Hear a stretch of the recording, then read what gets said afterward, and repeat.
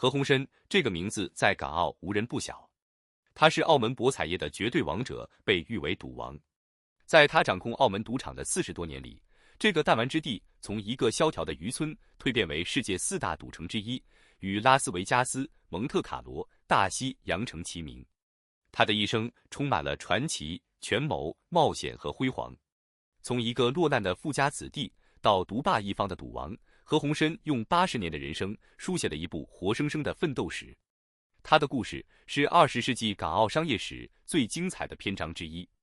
1921年，何鸿燊出生于香港一个显赫的犹太裔家族，祖父何福是怡和洋行的买办，叔父何东更是香港第一位华人首富。少年时代的何鸿燊过着锦衣玉食的生活，在香港大学读书时成绩优异，数学尤其出色。然而，命运在1941年急转直下，太平洋战争爆发，日军攻陷香港，何家一夜之间从云端跌入谷底。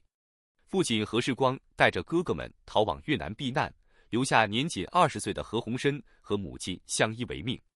曾经的富家公子，一夜之间沦为一无所有的穷学生。更糟糕的是，他在学校里还遭到日本学生的欺辱，被迫辍学。这段屈辱的经历在他心中埋下了日后东山再起的种子。为了生存，何鸿燊带着母亲给的10块钱，冒着生命危险穿越日军封锁线逃往澳门。那是一段惊心动魄的旅程，他躲在船舱底部，头顶是呼啸而过的子弹，脚下是冰冷的海水。船上的每个人都屏住呼吸，生怕发出一点声响。在澳门，他凭借流利的英语和过人的胆识，进入联昌贸易公司工作。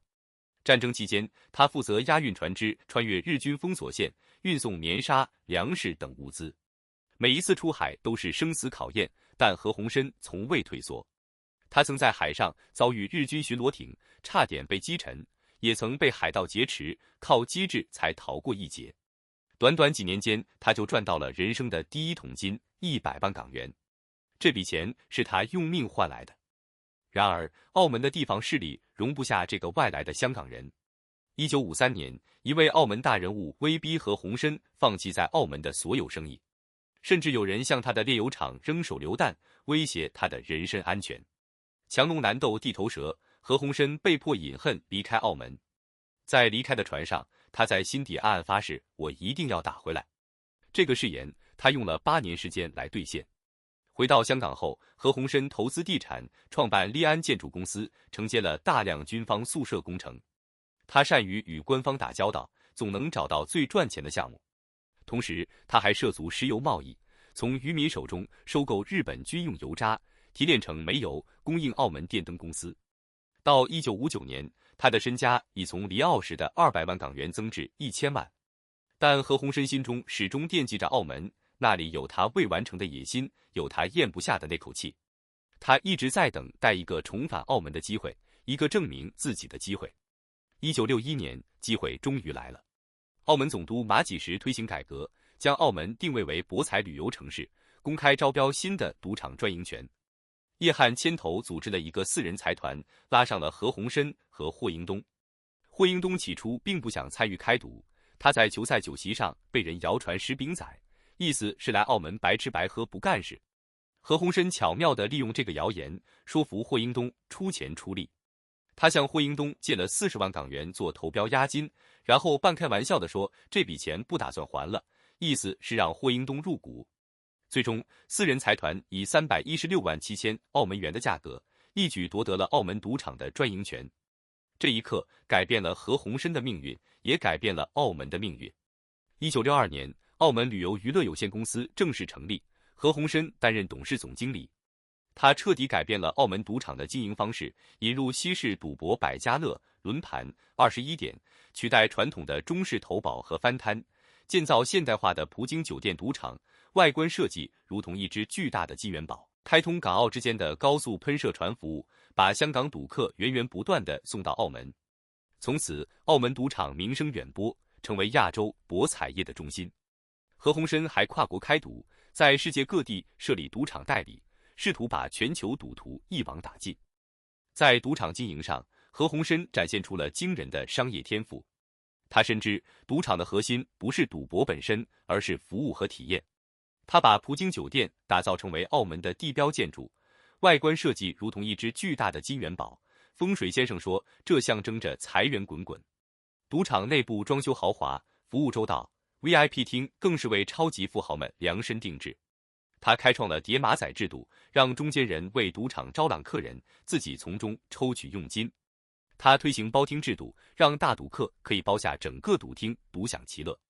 这些创新的经营模式奠定了澳门博彩业此后几十年的运营基础，也让澳门赌场的利润连年翻番。然而，何鸿燊的成功并非一帆风顺，他与叶汉之间的权力斗争持续了20年。叶汉是赌场的创始人之一，精通赌博，以赌圣自居，曾在赌场一线叱咤风云。但何鸿燊用商业手段逐步架空了叶汉的权力，最终将这位老搭档请出了娱乐公司。叶汉愤然离去后，先后创办赛马车汇合赌轮，与何鸿燊在公海上展开了一场没有硝烟的战争。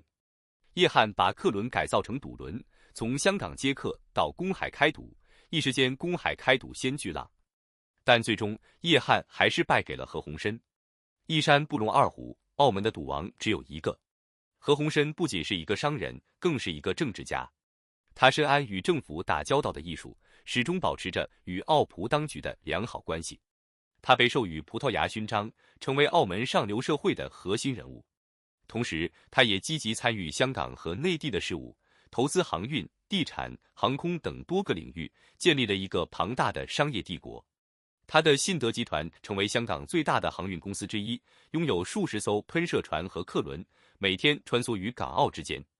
他还投资了澳门的基础设施建设，包括机场、桥梁和公路，为澳门的现代化做出了重要贡献。何鸿燊的商业版图远不止赌场这么简单。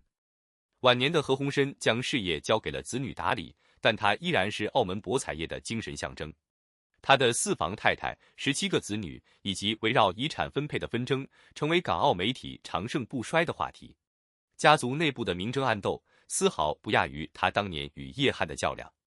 2020年，何鸿燊以98岁高龄辞世，留下了超过5000亿港元的家族遗产。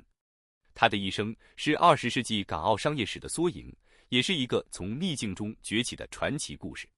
从一个落难的富家子弟到独霸一方的赌王，何鸿燊用80年的人生书写了一部活生生的奋斗史。他的故事至今仍在澳门的大街小巷流传，激励着一代又一代的创业者。何鸿燊的故事给我们带来了深刻的启发。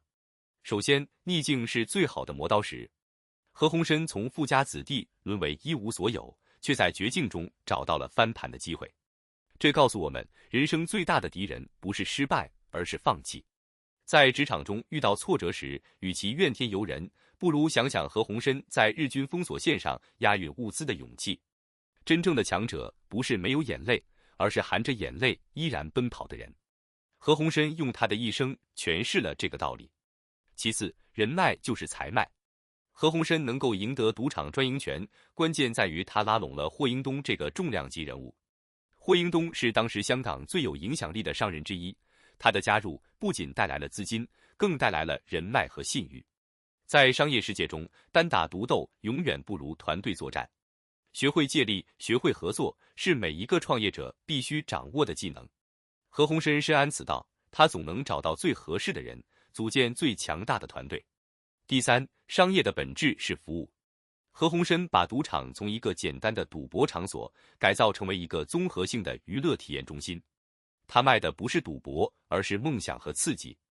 这对今天的创业者来说是一个重要的启示，不要只关注产品本身，要关注用户的真实需求和体验。就像何鸿燊常说的那句话，赌场卖的不是运气，是快乐。最后，何鸿燊的成功也离不开他对时事的精准判断。他抓住了澳门回归前的黄金窗口期，在别人还在犹豫的时候果断出手。在快速变化的时代，机会稍纵即逝，唯有敢于行动的人才能抓住机遇。何鸿燊的故事告诉我们，命运从来不会亏待那些敢于拼搏的人。无论身处何种境遇，只要有勇气、有智慧、有行动力，就能书写属于自己的传奇。何鸿燊用一生证明了这一点。